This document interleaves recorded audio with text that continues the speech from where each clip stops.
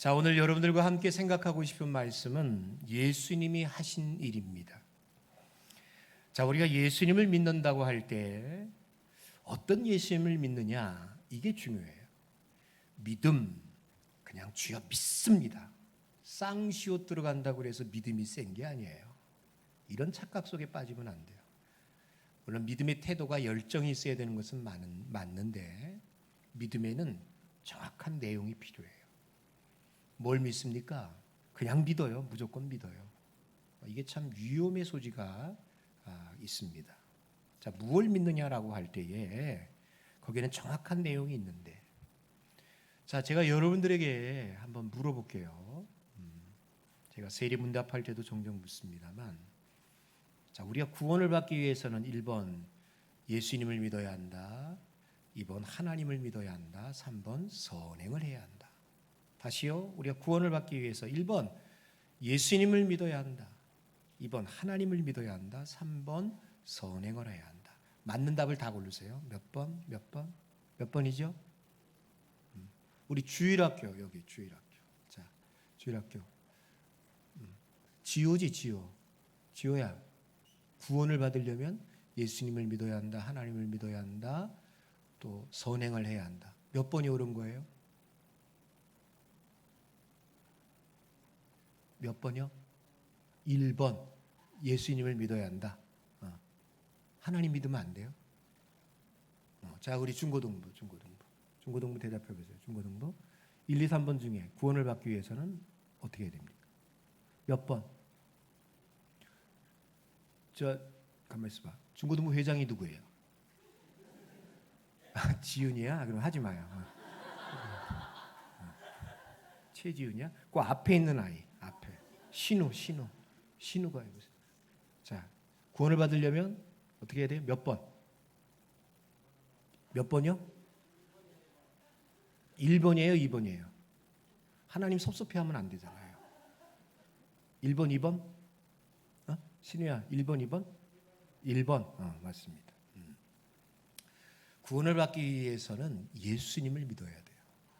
그러니까 하나님을 믿어야 합니다라는 말이 몰라서 그런 답은 할 수 있을지 모르겠어요. 근데 성경적인 답은 아닙니다.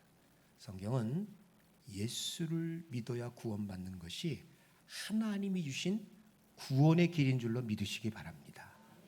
그래서 믿음에는 항상 그 내용 가운데 뭐가 있어야 되느냐? 예수님이 누구신지에 대한 정확한 지식이 필요해요. 그 지식이 믿음이 돼야 한다라는 것이죠. 자, 그럴 때 여러분 예수님이 어떤 분이시냐? 예수님의 존재입니다. 첫 번째 예수님의 존재는 우리가 지난 시간에 말씀을 들은 기억이 납니다. 예수님은 참 하나님이시고 참 인간이시다. 한번 해보세요. 예수님은 참 하나님이시고 참 인간이시다. 예수님의 양성론 그랬잖아요. 왜 예수님은 참 하나님이시고 참 인간이셔야 하느냐? 하나님으로만 되면 안 되나요? 인간만 되면 안 되나요? 그렇게 되면 안 돼요. 왜? 우리의 구원자가 되기 위해서는 죄가 없는 분이셔야 돼요. 죄가 없는 분, 결국엔 인간 중엔 찾아볼 수가 없어요. 그래서 하나님이신 그가 인간이 되셔서 오셔야만 했다. 피 흘림이 없이는 죄사함이 없다고 했습니다. 구약의 제사는 문제가 있었어요.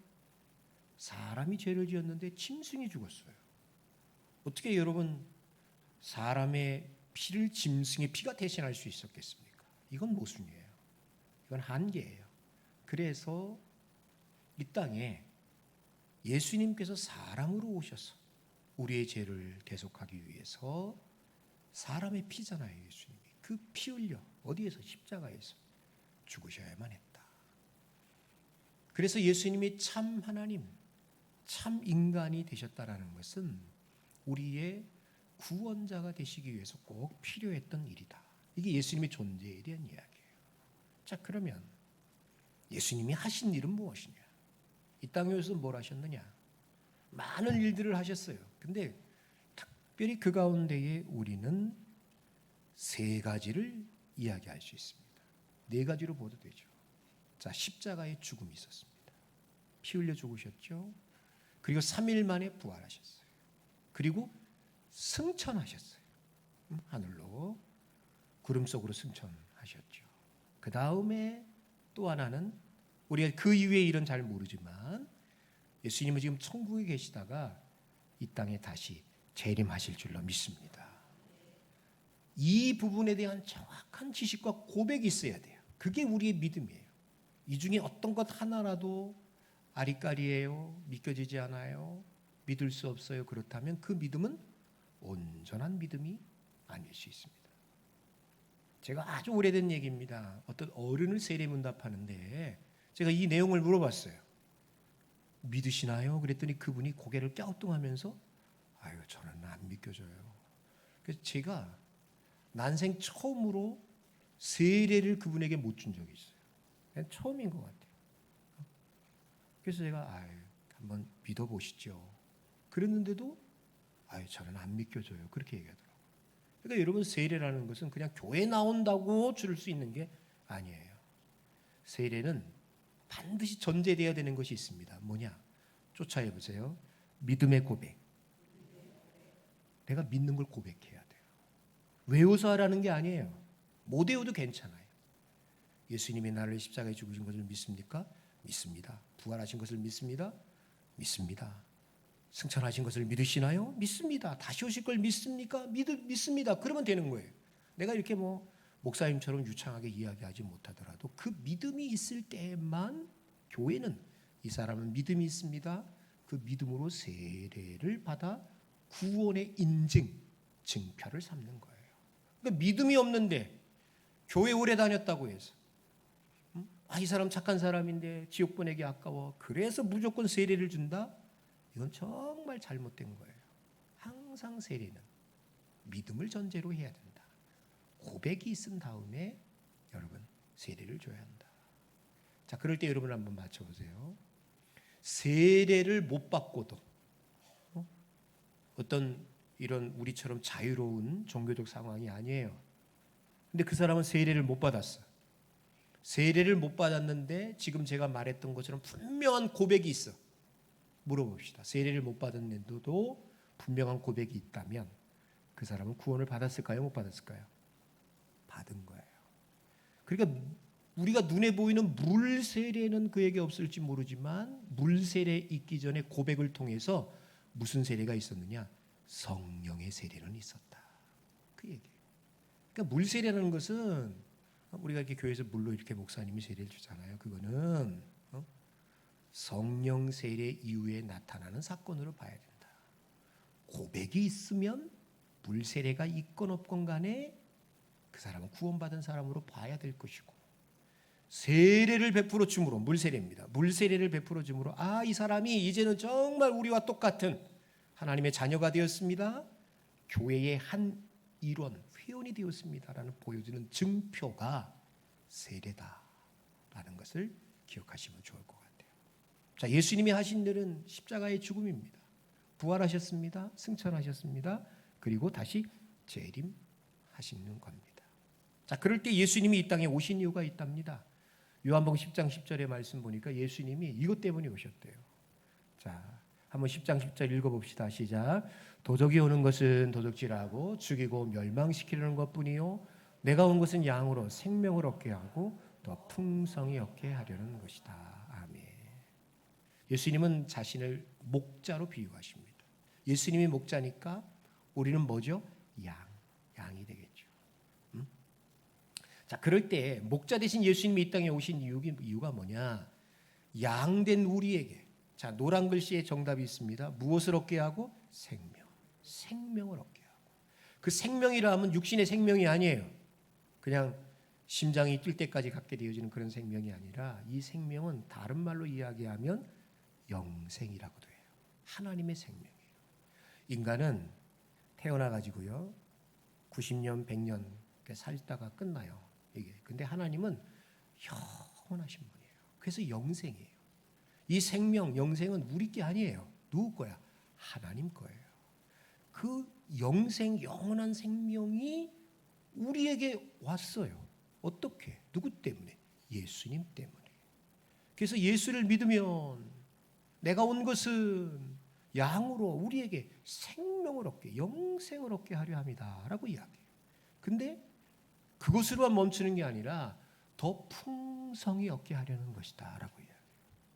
예수 믿어서 여러분 그냥 산소호흡기 끼고 살아가는 아주 그런 겨우겨우 살아가는 생명이 아니라 여러분 모두에게 풍성한 영생의 삶이 있을 수 있기를 주님의 이름으로 축원합니다. 예수를 믿으면 풍성한 삶이 있는 거예요. 풍성한 삶. 그 풍성한 삶을 돈으로 메꾸려는 사람은 어리석은 사람이에요. 세상의 성공과 출세로 천만의 말씀. 그 소금물과 같아요. 먹으면 먹을수록 처음에는 되는 것 같으나 시간이 지나면 더 심한 갈증에 허덕일 수밖에 없어요. 다 없어도 아무것도 없어요. 근데 예수님 한 분만 있으면 만족할 줄로 믿습니다. 이게 진짜 신앙이에요. 이게 믿음이에요. 이게 그냥 예수님을 믿는다고만 하고 자꾸 세상 것으로 자기 삶을 채우려고 하는 것처럼 어리석은 건 없다. 예수님을 진짜 한번 믿어보십시오. 그 삶이 풍성해져요. 여러분 저 사도 바울이 옥에 갇혔을 때 빌립보서 같은 데 보십시오. 기쁨이 막 넘쳐. 야, 내가 기뻐하노니 너희들도 기뻐해라. 기뻐해라. 여러분 제 3자가 보면 저 사람 정신병자예요. 아니 감옥에 갇힌 사람이 뭐가 기쁘냐고. 이유가 다른 데 있는 것이 아니에요. 빌립보서 4장 13절에 이야기합니다.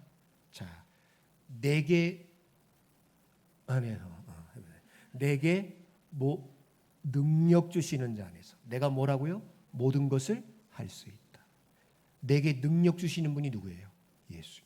예수님이 내 안에 있어. 그러니까 감옥에 갇히든 굶든지 얼어 죽든지 헐벗든지 항상 난 모든 것을 할 수 있다. 그러니까 그 삶이 풍성해질 수밖에 없는 거 아니겠어요? 그것 때문에 예수님이 오셨다. 마태복음 20장 28절의 말씀 보면 또 이래서 예수님이 오셨대요. 자, 읽어보세요. 시작. 인자가 온 것은 섬김을 받으려 함이 아니라 도리어 섬기려 하고 자기 목숨을 많은 사람의 대속물로 주려 함이니라. 여기 빨간색을 춘다면 대속물의 방점을 찍어야 돼요. 대속물 밑줄을 쫙 그어야 돼요. 예수님이 왜 오셨느냐?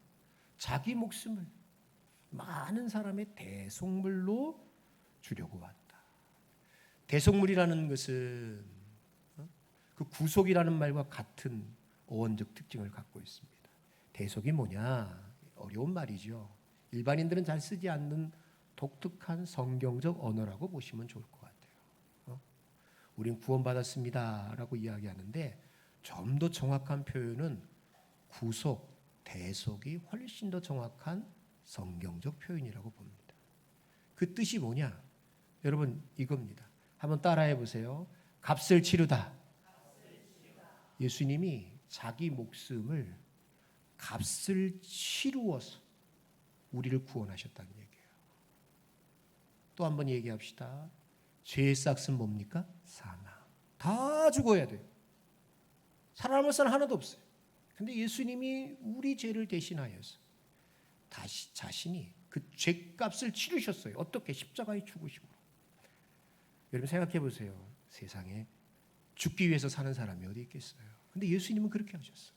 이 땅에 오셨어요. 죽음을 경험할 수 없는 하나님이시란 말이에요. 그렇게 할 수도 없어요. 그런데 그분이 인간의 시간 속으로 들어오셨어요. 인간의 육체를 갖고 오셨어요. 왜? 죽기 위해서. 우리의 죄값을 치루어 대속물이 되기 위해서 이 땅에 오셨다. 그 예수를 믿을 때에 우리의 삶에 풍성함이 있게 될 줄로 믿습니다. 예수 잘 믿으세요. 어영부영 믿지 마시고 잘 믿으세요. 삶이 풍성해지는 것을 경험해요.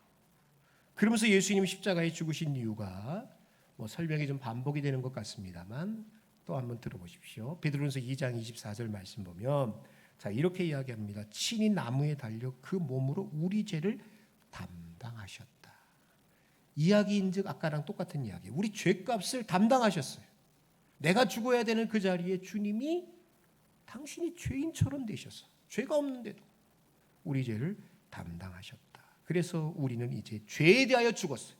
죄에 대해서는 우리가 꼭 죽었다라는 게 뭐냐면 어떤 아무런 힘도 쓰지 못한다는 거예요. 죽었다라는 것은.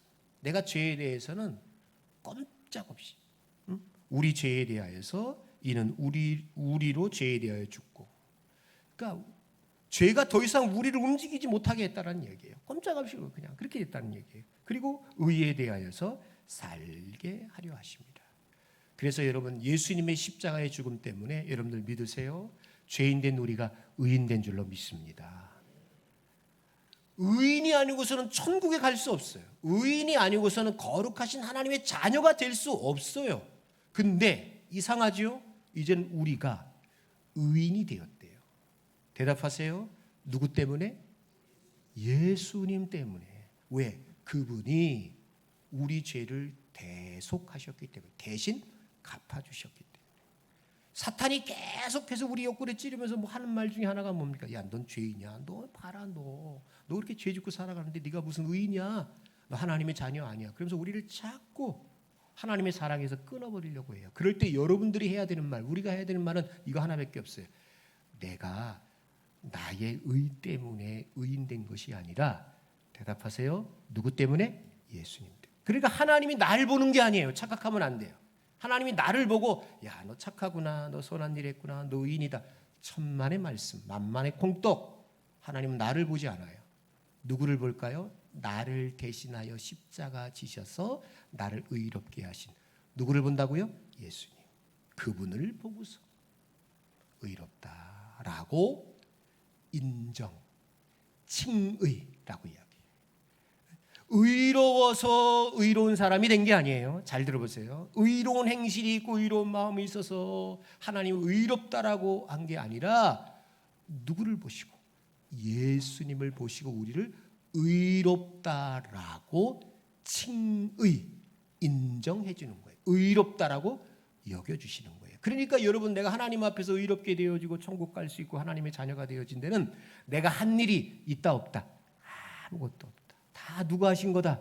예수님. 그래서 이걸 뭐라고 그러냐? 은혜다라고 이야기해요. 은혜다라고. 이 은혜가 나에게 있음을 믿으시면 아멘 합시다. 아멘입니다. 히브리서 9장 12절에 뭐라고 이야기합니까? 자, 보세요. 염소나 송아지의 피로 하지 아니하고. 구약 시대에 그렇게 했잖아요. 근데 그렇게 하지 않았어요. 그건 안 되니까. 소용이 없어요. 그건 하나의 그림자 예표에 불과했어요. 오직 자기의 피로, 사람이신 예수님, 하나님이었으나 사람으로 오신 그 예수님의 피로 영원한 속죄를 우리에게 이루셨다. 구약의 제사는 오늘 했다가 다음에 제지면 또 오고 또 하고 해야 돼요. 근데 예수님의 속죄는 한 번의 제사로 영원한 효력을 주는 거예요.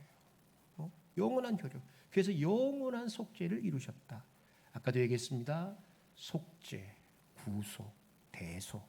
이 뜻이 뭐냐? 또 한 번 합시다. 죄값을 치르다. 믿으시면 아멘. 그렇게 예수님이 오셨다라는. 그렇게 해서 예수님이 돌아가셨습니다. 십자가에서 테텔레스타이. 자, 저는 헬라어로 이야기합니다. 여러분들 한국말로 하세요. 예수님이 마지막 운명하시면서 테텔레스타이 말하세요. 이렇게 유식할 수가 없어요. 헬라어도 다 하시고. 테텔레스타이 탁 했어요. 다 이루었다. 무슨 뜻이에요? 죄값을 다 갚았다는 거예요. 그래서 우리는 죄에서 자유를 얻게 함은 무슨 능력? 보혈의 능력. 예수님 때문에 죄가 우리를 가두지 못해요. 사망 웃기지 말라고 그래요. 그래, 죽을 수 있지. 근데 다시 부활할 줄로 믿습니다. 사망과 죄가 우리를 가두지 못해요. 그 예수님이 여러분 3일 만에 어떻게 하셨느냐? 부활하셨어요. 부활하셨어요. 죄값을 다 치르신 그분이. 자, 고린도전서 여러분 15장 3절 8절 눈으로 쫓아가 보세요. 내가 받은 것을 먼저 너희에게 전한다. 이는 성경대로 그리스도께서 우리 죄를 위하여 죽으시고 장사 지난 바 되었다가 성경대로 죽으셨다가, 그 다음에 또 나와요. 성경대로 사흘 만에 다시 살아나사. 자, 누구에게 보이셨어요? 게바에게. 게바는 베드로의 또 다른 이름이에요. 히브리식 이름이 게바예요. 게바에게 보이시고, 후에 12제자에게, 후에 500의 형제에게 일시에 보이셨다. 그 중에 지금까지 태반이나 살아있고 어떤 이는 잠들었으면일까? 부활의 주님을 목격한 사람이 이 고린도 전서를 받아볼 때에만 해도 살아 있었던 사람들이, 눈으로 본 사람들, 주님이 부활하신 걸 봤어요. 그 사람들이 태반이나 살아있다. 수많은 사람들이 예수님의 부활의 목격자가 되었다라는 얘기예요. 그렇죠? 그 중에 또 야고보에게 보이시고 또 그 외의 모든 사도가 맨 나중에 만삭되지 못하여 난 자 같은 내게도 사도 바울에게 보이셨다. 여기 보면 제일 많이 나오는 단어가 뭐냐면 보이셨다라는 단어. 이게 뭘 이야기하고 싶은 거냐? 고린도전서에서는 다른 거는 차제에 나중에 생각하고 제일 중요한 건 뭐냐면 이것을 이야기하고 싶은 거예요. 여러분 한번 따라해 보세요. 예수님의 부활은 역사적 사건이다. 할렐루야. 이 만들어 놓은 신화가 아니야. 꾸며낸 이야기가 아니야. 기독교라는 종교를 만들기 위해서 예수님을 신성시하여 후대의 사람들이, 사도들이 혹은 그 밑에 있는 사람들이 야, 기독교가 종교가 되기 위해서는 이런 것쯤은 하나 있어야 돼. 그래서 예수님의 부활을 조작하여 신화화한 것이 아니란 얘기예요. 그걸 이야기하고 싶은 거예요. 봐라. 예수님의 부활은 이렇게 많은 증인들이 있다. 베드로가 보았다. 야고보가 보았다. 12제자가 보았다. 500여 형제가 동시에 보았다. 만삭되지 못한 나 같은 인간 바울도 보았다. 그러면서 뭘 이야기하고 싶은 거냐? 예수님의 부활은 꾸며낸 이야기가 아니고 역사적 사건이라는 얘기예요. 여러분들도 예수님의 부활을 믿으시면 아멘 합시다. 중요한 건 그 부활하신 예수님이 기억하세요. 다시 죽었다가 살아나는 게 아니라 다시 죽은 게 아니라 부활하신 예수님은 지금도 살아계신 줄로 믿습니다.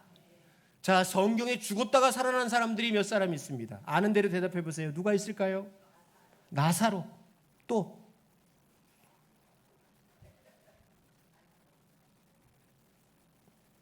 그저 나사로 하나밖에 몰라. 참 이것도 답답한 얘기예요. 나사로. 또 야이로의 딸. 그렇지. 12살 날. 또 누구요? 아브라함? 큰일 나요. 누구? 그 과부 아들. 그렇죠? 과부 아들. 나인성 과부 아들. 그렇죠? 또 구약 시대에도 있었어요, 없었어요? 있었죠. 그 엘리사가 이렇게 살려준 수냄 여인 아들도 있었잖아요. 자, 그 사람들의 특징은 죽었다가 살아나는 건 맞아요. 근데 문제는 뭐래요? 다시 죽었다 안 죽었다? 죽었지요. 다시 죽었어요. 근데 예수님은 아니에요. 부활하사 지금도 살아계신 거예요. 이게 중요한 거예요. 부활이 중요하기도 맞아요. 그런데 더 중요한 건 뭐냐? 지금도 그분은 살아계신다. 살아계셔서 뭐하고 계시느냐? 우리와 함께 하시는 줄로 믿습니다. 에이, 목사님, 예수님이 어디 계세요? 난 보이지도 않는데, 못 봤는데. 그의 영이 우리로 함께 하시요. 그 영이 누구시냐? 성령인 줄로 믿습니다. 예수의 영 성령이 우리와 함께하는 거예요. 그래서 예수님이 함께하는 것과 진배 다를 바가 없다. 그 얘기를 하는 거예요. 가장 중요한 건 뭐냐? 예수님은 지금도 살아 계시다는 얘기예요. 부활하서 살아 계시다. 그리고 예수님이 부활한 것은 무슨 의미가 있느냐? 사람들은 그래요. 아유, 죽었다가 살아났네. 능력이요, 기적이요. 참 하나님의 역사다. 물론 맞죠. 근데 그것으로만 멈추면 안 돼요. 예수님의 부활이 우리에게 주는 의미가 있어요. 그게 고린도서 15장 20절 22절에 나온 말씀이에요. 자, 그걸 보세요. 자, 천천히 읽으세요. 그러나 시작. 그러나 이제 그리스도께서 죽은 자 가운데서 다시 살아 잠자는 자들의 첫 열매가 되셨도다. 사망이 사람으로 말미암았으니 죽은 자의 부활도 사람으로 말미암은도다. 아담 안에서 모든 사람이 죽은 것 같이 그리스도 안에서 모든 사람이 삶을 얻으리라. 아멘. 자, 거기 보시면 예수님이 죽은 자 가운데 다시 살아나사 잠자는 자들의 빨간색 뭐가 되셨다? 첫 열매. 이게 무슨 말일까? 저도 예전에 잘 모를 때는 이 첫 열매가 뭐지? 첫 번째 열매는 맞지. 근데 이게 아주 깊이 담겨진 의미가 있어요. 그게 뭐냐? 자, 사과나무에 사과가 열려요. 대답해 보세요. 동시에 한 날 한시 같은 시간에 다 열릴까요? 아니면 첫 번째, 두 번째 열매가 이렇게 점점 다르게 열릴까요? 전자예요, 후자예요? 동시에 한꺼번에 다 열린다. 2번 시간대를 가지고 이렇게 다르게 열린다. 몇 번이요? 2번이죠. 첫 열매가 갖고 있는 의미가 이거예요. 첫 번째 열매가 있다는 것은 뭐냐? 두 번째, 세 번째, 네 번째 계속해서 열매가 있다라는 거예요. 그래서 예수님이 잠자는 자들의 죽은 자들의 첫 열매가 되셨다라는 것은 무슨 뜻이냐? 추수의 보증을 뜻하는 건데, 우리들도 예수님처럼 대답하세요. 뭐 할 것이다? 부활할 것이다. 그걸 약속해 주는 것이 부활의 첫 열매다라고 이야기하는 거예요. 여러분들 기억하십시오. 언젠간 죽겠죠? 바라고 소망하기는 더도 말고 덜도 말고 꼭 100살까지만 사셨으면 좋겠습니다. 아멘. 100살까지만 꼭 사십시오. 그런데 다시 여러분들 부활할 겁니다. 누구처럼 부활할 거냐? 예수님처럼 부활할 줄로 믿습니다. 질문해 볼게요. 자, 그러면 예를 들어서 100살 때 돌아가신 분은 어떻게 부활할까요? 1번 10대처럼, 20대처럼, 3번 50대, 아니면 100살 그대로 부활할 것이다. 자, 몇 번이에요? 다시, 자, 부활합니다. 10대로 부활한다, 30대로, 50대로, 아니면 죽은 나이대로 부활한다. 자, 청년부 대답해요. 청년부. 장현영 선생님, 잘 잤죠? 네, 그래요. 자, 장현영 선생님 부활하는데 어떻게 부활해요? 몰라죠. 그게 정답이에요. 몰라요. 전도를 했습니다. 할머니에게 전도를 했어요. 할머니, 예수 믿으세요. 예수 믿으면 영원히 죽지 않아요. 예수 믿으세요. 죽었다가도 다시 부활해요. 그랬더니 그 할머니 하시는 말씀, 예끼놈아, 지금도 살아가는 게 지겨워 죽겠는데 지금 내가 다시 영원히 이토록 샀냐? 나 안 믿을란다 그러더래. 부활해서 사는 삶은 지금의 삶과는 달라요. 부활을 해요. 몇 살처럼 부활할 것이냐 성경은 이야기하지 않아요. 그러나 부활의 몸에 대해서 이야기합니다. 어떻게 이야기합니까? 우리의 몸이 영광스럽고 영화스럽고 신령한 몸이 될 거예요. 깜짝 놀랐어요. 20대 사진을 저를 보니까 집에서 봤어요. 너무나도 사람이 괜찮아. 이렇게 상당히 기분 나쁘네. 왜 웃어요? 너무 잘생겼어. 너무 파릇파릇해. 근데 요즘 이렇게 사진을 제가 이렇게 핸드폰에 이렇게 CCTV 이렇게 W관 그걸 제가 볼 수 있어요. 그래서 이렇게 CCTV를 보는데 엘리베이터가 이렇게 볼 수 있어요. 근데 제가 엘리베이터 그 CCTV를 보면서 깜짝 놀랐어요. 웬 남자가 있는데 이 뒤통수가 나와. 근데 머리가 이게 훤해 없어. 그래서 저 사람이 누구야? 그랬더니 그게 나더라고 보니까. 그 여러분 20대는 정말 파릇파릇했는데 지금 뭐 60이 다 돼 보니까 이게 사람이 시원찮아. 보기만 해도. 내가 이제 알았어요. 왜 어르신들이 사진 찍는 것을 싫어하는지 내가 이제 알았어요. 나도 솔직히 이제 사진 찍기가 싫어요. 요즘 애들은 그냥 이러고 있어요. 이러고 어디 가더라도 그죠? 우리 학생들 그냥 사진만 찍어. 청년들 앞에 찍고 뒤에 찍고 다 찍어. 근데 어른들은 사진 찍는 걸 별로 좋아하지 않아요. 왜? 자꾸 나이 들어가면서 늙어가는 모습이 싫은 거예요. 여러분, 늙는다는 것은 참 비예요. 안타까운 일이에요. 근데 부활할 몸이 그런 몸은 아니다. 아주 영광스러운 몸이에요. 그러니까 여러분 참 걱정돼요. 부활했을 때 내가 우리 집사람을 알아보지 못하면 어떡할까? 너무 이뻐서. 근데 감사한 것은 그 양반도 나를 못 알아볼 것 같아. 너무 내가 그렇죠? 이쁠 것 같아가지고. 부활할 몸은 지금과는 다르다. 그거에 대한 여러분 기대감을 가지세요. 소망을 가지세요. 그러니까 너무 이 땅에 살아갈 때 우리 어른들 연명 치료하려고 하지 않았으면 좋겠어요. 그러니까 암 같은 거 걸릴 수 있어요. 근데 받다 보면 저는 하나님의 음성을 주실 것 같아요. 이제 그만해라. 그냥 멈추세요. 그리고 편안하게 하나님 나라 소망 가지고 사시다가 그냥 가세요. 천국에 환송과 찬송가 들으면서 가시는 것도 나쁠 것 같지 않아요.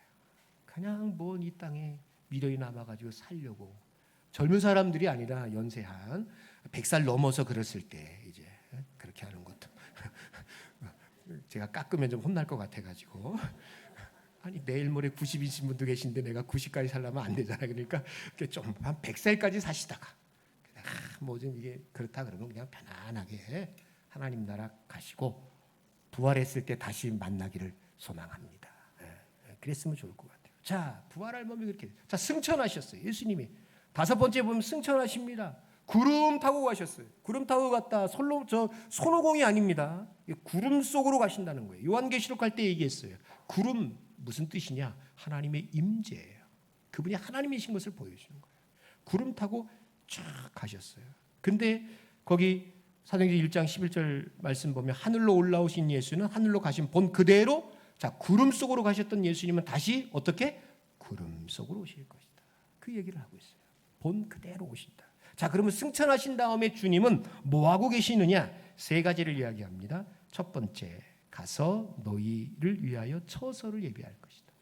그러니까 천국은 분명한 것은 뭐냐면 처소가 있다. 우리가 살 집이 있다.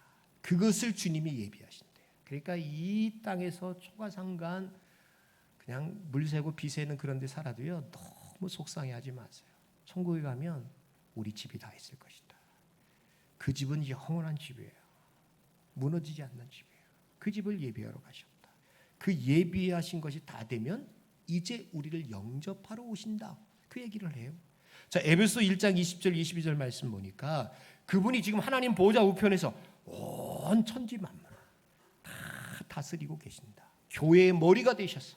교회를 다스리고 있고 뿐만 아니라 온 세상 천지 만물을 다스리고 계신다. 정치가가 강대국이 다스리는 것 같더나 천만의 말씀. 세상의 주권은 우리 하나님께 어린 양 되시는 예수님께 있는 줄로 믿습니다. 그걸 믿으세요. 자 마지막 3번째로 여러분 지금 뭐하고 계시느냐? 자 로마서 8장 34절 읽읍시다. 읽어요. 시작. 누가 정죄하리요 죽으실 뿐 아니라 다시 살아나신 이는 그리스도 예수시니 그는 하나님 우편에 계신 자요 우리를 위하여 간구. 하나님 보좌 우편에서 우리를 위하여 뭐하고 계신다? 간구. 기도하고 계신다. 우리들도 기도하죠. 우리는 기도를 못할 때도 있어요. 근데 예수님의 기도는 쉬지 않으세요. 여러분들 한번 잘 생각해 보세요. 우리의 기도가 힘이 있을 것 같아요? 예수님의 기도가 힘이 있을 것 같아요? 예수님의 기도겠죠. 우리를 위해서 죽으신 그분이 하나님 앞에 아버지 내가 죄 때문에 죽었어요. 아휴 제 기도 들어주셔야죠. 그렇게 하지 않겠어요? 아휴 제 연약해요. 제 잘 몰라요. 그러니까 하나님 좀 용서해 주세요. 끊임없이 우리를 위해서 우리 주님이 하나님 보좌 우편에서 중보 기도하고 있다. 여러분 기억하십시오. 다른 사람은 다 나를 위해서 기도하지 않는다 할지라도 우리 부모님 형제들은 하나도 안 믿어. 때로는 그거 생각하면 너무 속상해. 근데 여러분 너무 낙심하지 마세요. 다른 사람 다 기도하지 않아도 기도하고 있는 분 한 분은 계셔요. 누가 기도하냐? 예수님이 기도하고 계신 줄로 믿습니다. 그 기도는 응답될 거예요. 낙심하지 마세요. 그랬던 예수님이 7번째 다시 재림하십니다. 22장 20절 말씀 보세요. 자, 노란색만 읽으세요. 이것들을 증거하시니가 이르시되 자, 노란색 읽으세요. 어떻게? 내가 진실로 속히 오리라. 다시 오실 줄로 믿습니다. 그 다시 오실 예수님에 대해서 요한계시록이 이야기하고 있어요. 그래서 요즘 주일날 그것을 보고 있어요. 속히 와요. 와서 뭐 하느냐? 이 일을 하실 거예요. 계시록 20장 13절. 자, 보세요. 노란색만 읽으세요. 자, 읽어요. 시작. 각 사람이 자기 행위대로 심판을 받고 한 것 그대로 심판하실 거예요. 어떻게 살았는지 너 뭐하다 왔냐? 그거를 다 일일이 보시고 심판하실 거예요. 그것대로 첫 번째 천국 갈 사람, 지옥 갈 사람을 나누는 심판이 있을 거예요. 지옥 갈 놈은 지옥으로 보내요. 믿음이 없어. 믿지도 않았어. 이건 그냥 물어보나 마나 지옥 가는 거예요. 천국 갈 사람들이 있어요. 그 사람들을 놓고 심판하셔요. 평가라는 말이 좋을지 모르겠어요. 어떻게 살았는지에 대해서. 그러니까 여러분 되도록이면 이 땅에서도 칭찬과 상급도 중요하지만 저는 하나님 앞에 갔을 때 여러분들이 상급받고 칭찬받는 분들이 되기를 축복합니다. 잘 사십시다. 정말 믿음으로 사십시다. 세상에 잠깐 찰나적인 것에 마음 빼앗기지 말고 힘들고 어려워도 주일날은 꼭 예배드리는 날, 물질이 없어도 11조 드리는 생활, 감사하는 생활, 이웃을 위해서 섬기고 봉사하는 생활, 하나님 나라의 상급과 심판이 있음을 믿으신다면 우리 그렇게 사십시다. 그래서 천산교회 모든 식구들이 다 천국에서 서로가 박수하고 축하해주고 상급 때문에 감사할 수 있는 교회 성도들이 되기를 주님의 이름으로 간절히 축원합니다. 옆에 계신 분들과 인사합니다. 천국에서 상 받읍시다. 인사합시다. 아멘. 할렐루야. 감사합니다. 주나 일어나라. 끝났다. 그래. 너도 참 힘들겠다. 집에 가고 싶은데 할머니는 안 된다고 그러고 너도 얼마나 힘들겠니. 그래. 잘 견뎠다. 수고했다. 자, 광고를 드립니다.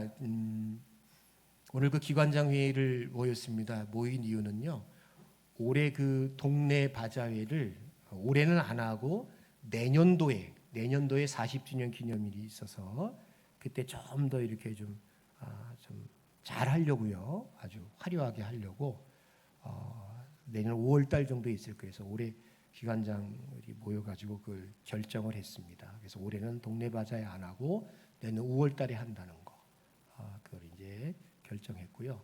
또 하나는 11월 달 추수감사절 때 우리 안수집사회에서 귀관별 찬양제를 했습니다. 근데 안수집사회가 지난번에 그 현관에 에어컨 이렇게 그 시스템 에어컨도 이렇게 뭐 이렇게 좀 헌금하시면서 해가지고 이제 좀 없는 것 같아요. 좀 그런 게 자금이 없어요. 그래서 안수집사회에서 올해는 좀 건너뛸게요. 그래서 그렇게 하시라고 했고, 그랬더니 당회 장로님들이 당회 하시다가 우리가 하겠습니다 그랬어요. 야, 살다 보니까 정말 장로님들이 하시겠다 그랬어요.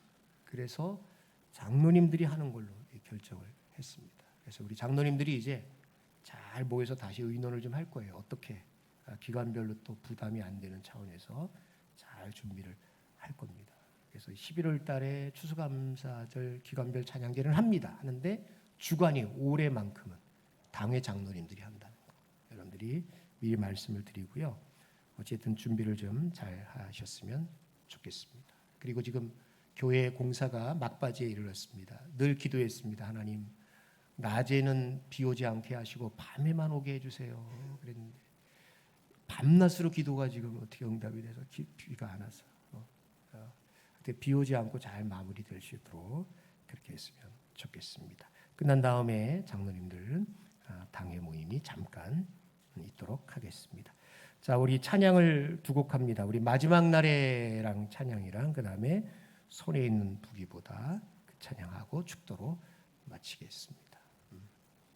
자, 우리 마지막 날에 박수하시면서 우리 힘있게 찬양합니다.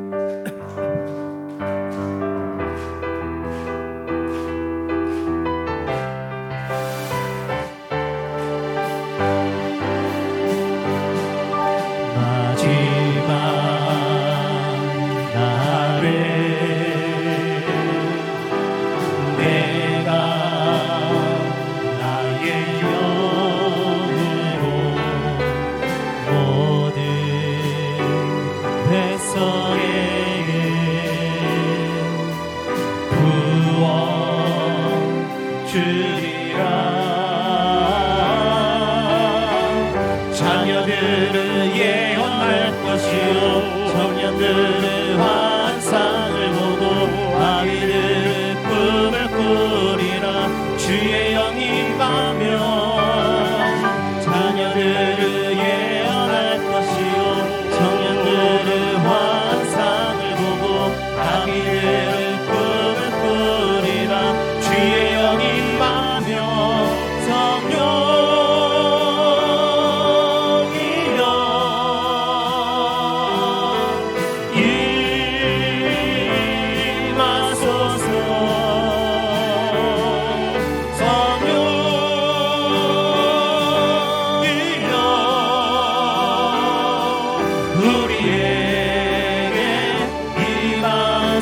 자녀들을 예언할 것이요 자녀들을 예언할 것 것이요 청년들의 환상을 보고 아비들은 꿈을 꾸리라 주의 영이 임하며 자녀들을 예언할 것이요 청년들의 환상을 보고 아비들은 꿈을 꾸리라 주의 영이 임하며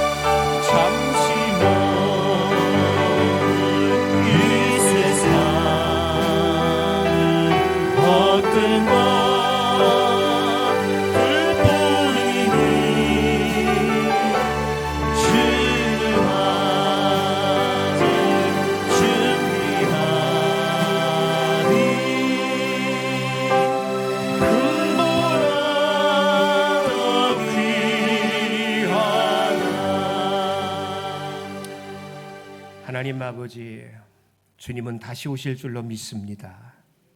잘 준비하게 하여 주옵소서. 내일로 미루고 내년으로 미루다가 갑자기 오신 주님 앞에서 부끄러워 고개 들지 못할까 겁이 납니다. 깨달았다면 이제부터라도, 오늘부터라도 주님이 원하시는 길을 걷게 하여 주시옵소서. 아버지 하나님, 한 주간 동안 살아가는데 무더위 날씨 가운데 성도들 건강을 꼭 지켜 주옵시고, 특별히 연세 드신 어른들 하나님께서 영혼과 육체 가운데 강건함을 더딥혀 주옵소서. 유치부 성경학교가 이번 주부터 시작되어집니다. 어린아이들이 천국을 맛보게 하여 주옵시고, 비록 어린아이들이지만 구원의 확신을 갖게 하여 주옵시고, 우리 수고하는 부장, 권사님, 교사들, 주방에서 봉사하시는 모든 분들 합력하여 선을 이루어 기쁨으로 사명 감당케 하여 주옵소서. 지금은 예수 그리스도의 은혜와 하나님 아버지의 사랑과 성령님 역사 위로 충만케 하심이 예수님 나의 믿음입니다 고백하고 돌아가는 천산의 가족들 위에 이제로부터 영원토록 함께 계실지어다. 아멘.